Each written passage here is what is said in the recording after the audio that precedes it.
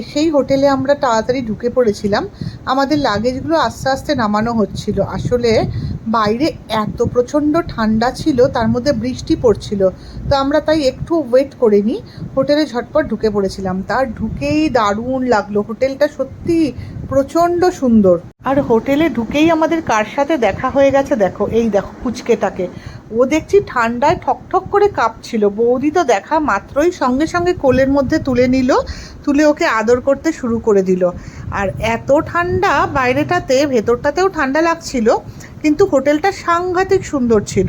এই আমরা বসেছিলাম, লাগেজ উঠছিল, তার মধ্যেই ওরা দার্জিলিং টি দিয়ে গেল আমাদের ওয়েলকাম ড্রিঙ্কস। বললো এই দার্জিলিং টি না খেয়ে নাকি আমরা রুমে যেতে পারবো না।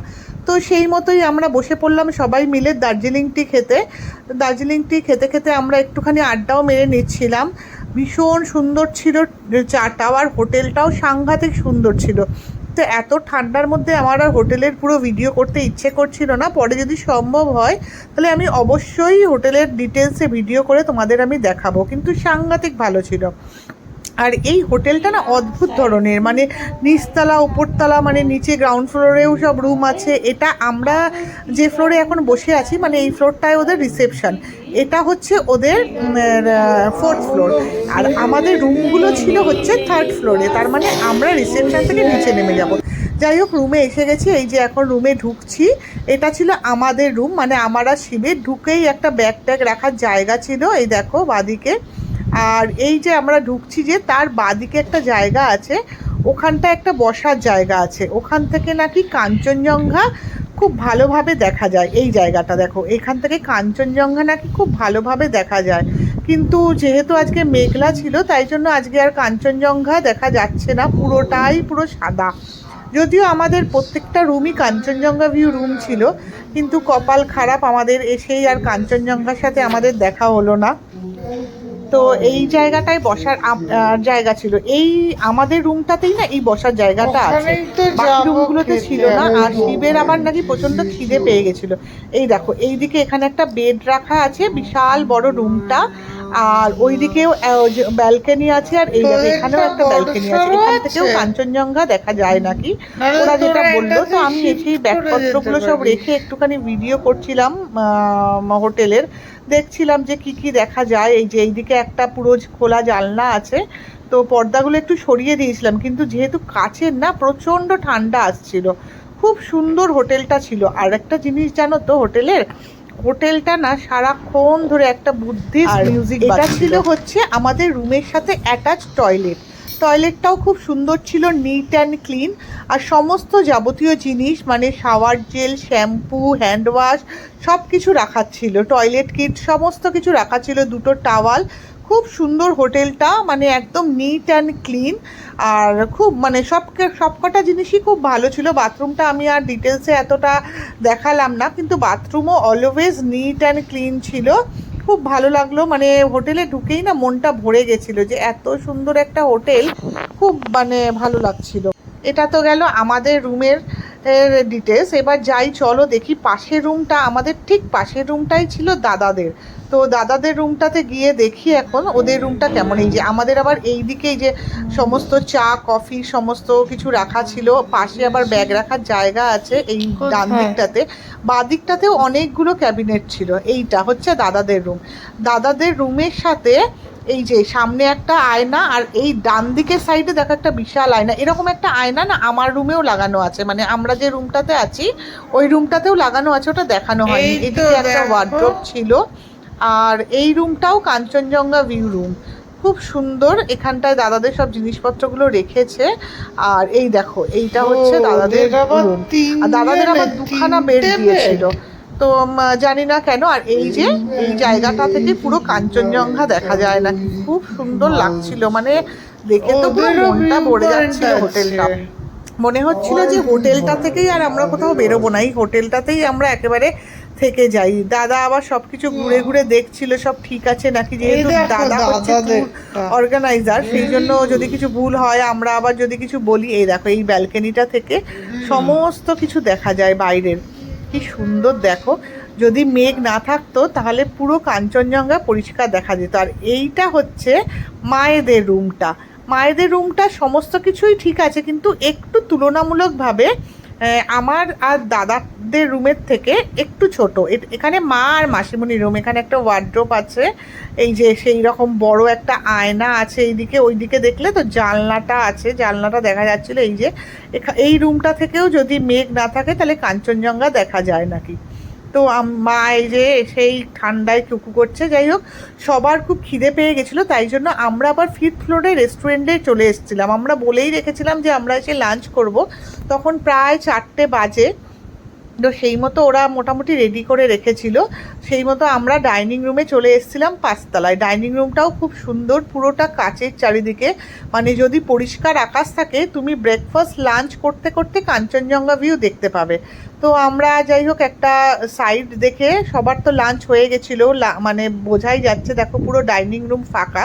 তো আমরা বসে পড়লাম, মারাও চলে এসেছিলো, কারণ সবারই খিদে পেয়ে গেছিলো খুব। তাড়াতাড়ি লাঞ্চটা করে আমাদের আবার ফ্রেশ হতে যেতে হবে। আমরা যে সেই আগের দিন রাতে ট্রেনে উঠেছিলাম, তারপরে আমরা এখনও পর্যন্ত কেউ কিন্তু ফ্রেশ হইনি। যাই মানে ট্রেনের মধ্যে একটু ফ্রেশ হয়েছিলাম।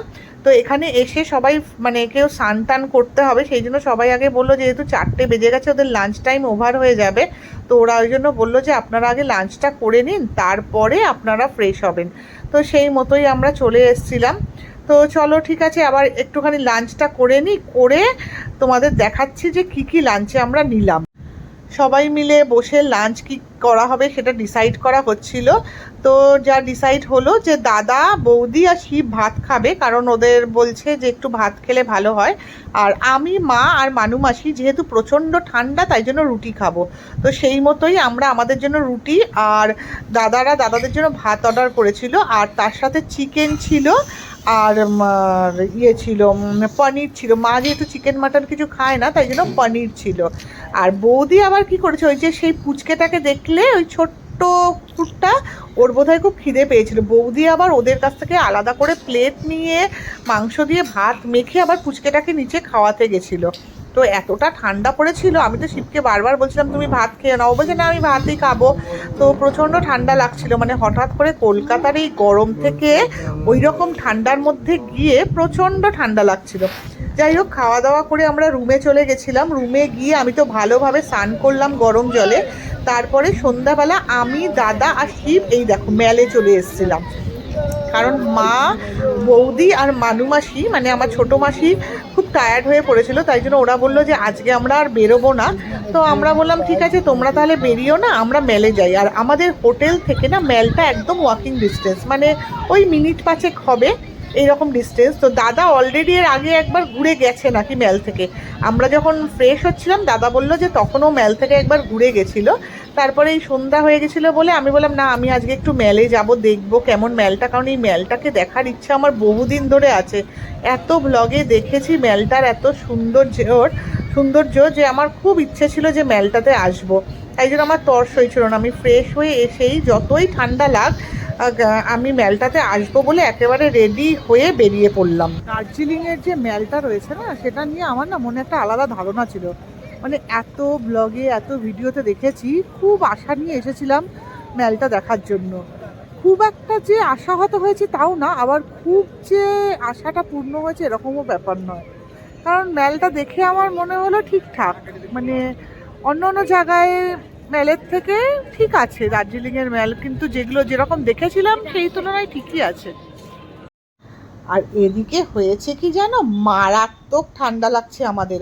এখন প্রায় 6:30 7টার মতো বাজে, এখনই চারিদিকে প্রচণ্ড পরিমাণে হাওয়া দিচ্ছে, মানে লোকজন মেলে কিন্তু অনেক আছে, কিন্তু তার মধ্যেই প্রচণ্ড হাওয়া দিচ্ছে। আমরা আবার এসে একজনের ভদ্রমহিলার কাছ থেকে, মানে চাওয়ালা আর কি, উনি চা নিয়ে বসেছেন, চা খেলাম। তো আমি আর দাদা দুধ চা খেলাম, আর শিব দার্জিলিং টি, মানে লিকার চা, ব্ল্যাক টি খেলো। এত ঠান্ডা লাগছিল, কিন্তু তার মধ্যেও একটা দারুণ ভালো লাগা কাজ করছিল। আজকে 28শে ফেব্রুয়ারি, তো আমরা তো দার্জিলিং এসেছি, তোমরা দেখেছো কয়েকটা আমি ছোট ছোট ভিডিও দিয়েছিলাম। এবার হয়েছে কি যে আমরা যখন আসছিলাম না, তো সবাই বলেছিল দার্জিলিংয়ে এই ফেব্রুয়ারির লাস্টে যাচ্ছিস, একদম ঠান্ডা থাকবে না। তো সেইভাবেই এসছিলাম। যে ঠান্ডা হয়তো থাকবে না, কারণ কলকাতায় তো গরম পড়ে গেছে, কিন্তু এখানে এসে দেখছি যে এখানে বেশ ভালো ঠান্ডা আছে। এখানে লাস্ট 3-4 দিন ধরে ভালো রকম বৃষ্টি হচ্ছে এবং 3 দিন আগে নাকি শিলাবৃষ্টি হয়েছিল। তো আজকে তো ভালোই ঠান্ডা আছে। এখন সন্ধ্যাবেলা আমরা মেলে এসেছি, মেলে মানে ভীষণ ঠান্ডা, আর মোটামুটি 8-9 ডিগ্রি হবে এখন, 6:30-7টা বাজে, এখনই 8-9 ডিগ্রি, আর তার মধ্যে ঝিরঝির করে বৃষ্টিও পড়ছে।